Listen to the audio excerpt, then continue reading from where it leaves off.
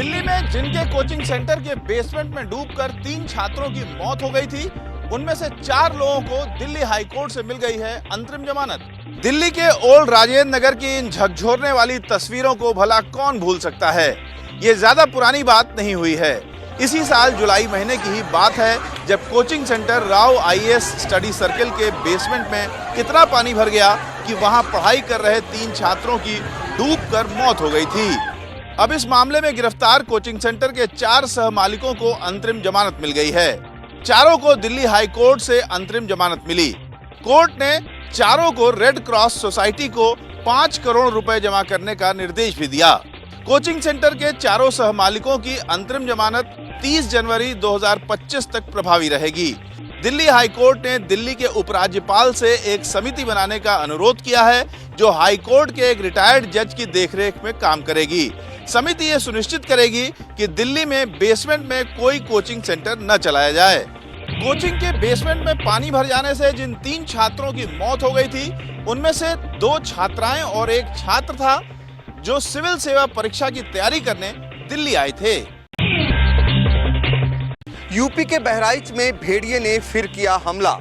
हमले में 2 महिलाएं और एक बच्चा जख्मी। बीती रात भेड़िए ने बहराइच के महसी इलाके में 3 जगहों पर हमला किया। पहले हमले में 30 साल की गुड़िया घायल हो गई, दूसरे अटैक में 45 साल की मुकीमुन और तीसरे हमले में 6 साल का बच्चा ननकऊ घायल हो गया। तीनों हमले 5 किलोमीटर के दायरे में हुए। भेड़िए के हमले में घायल तीनों लोगों का इलाज मेडिकल कॉलेज बहराइच में चल रहा है। एक दिन पहले ही भवानीपुर के कोडिनपुरवा में रात 11 बजे भेड़िए ने 50 साल की पुष्पा देवी पर हमला किया। पुष्पा देवी जब चिल्लाई तो भेड़िया उनको छोड़कर भाग गया। भेड़िए की दहशत कानपुर के गांव तक भी पहुंच गई। यहाँ भेड़िया खेतों में घूमता नजर आया। भेड़िए के हमले से 3 लोग घायल हो चुके हैं। वन विभाग का दावा है कि वो लगातार ड्रोन से निगरानी बनाए हुए हैं, लेकिन भेड़िया रात में आकर दबे पांव ग्रामीणों पर हमला कर जा रहा है। बिहार के छपरा से चोरी का अनोखा मामला सामने आया है। चोर ने जहां पहले भगवान शंकर के ऊपर हाथ जोड़े और फिर नाग देवता पर हाथ साफ कर लिया। वाकया बिहार के छपरा के प्रसिद्ध बटुकेश्वरनाथ मंदिर की है। चोरी की पूरी वारदात सीसीटीवी कैमरे में कैद हो गई, जिसमें साफ देखा जा सकता है कि चोर पहले मंदिर में दाखिल हुआ, सीधे शिवलिंग के पास पहुंचा और हाथ जोड़कर पूजा करने लगा। काफी देर तक भोलेनाथ के सामने हाथ जोड़कर पूजा करता रहा और पूजा करने के बाद शिवलिंग में लगे तांबे के नाग को चोरी कर ले गया। इतना ही नहीं, नाग चुराने के बाद चोर फिर से हाथ जोड़ता रहा और अपनी करतूत के लिए भगवान से माफी मांगता रहा। बार बार माफी मांगने के बाद अष्टधातु के प्राचीन शिवलिंग को कपड़े में लपेटकर निकल गया। मंदिर में हुए वारदात को लेकर पुजारी ने रिपोर्ट दर्ज कराई है। पुलिस सीसीटीवी के आधार पर चोर का पता लगा रही है।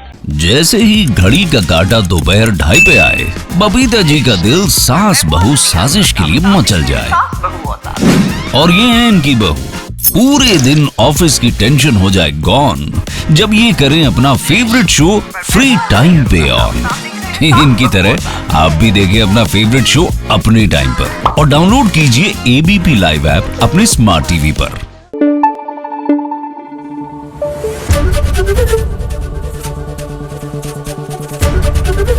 एबीपी न्यूज आपको रखे आगे।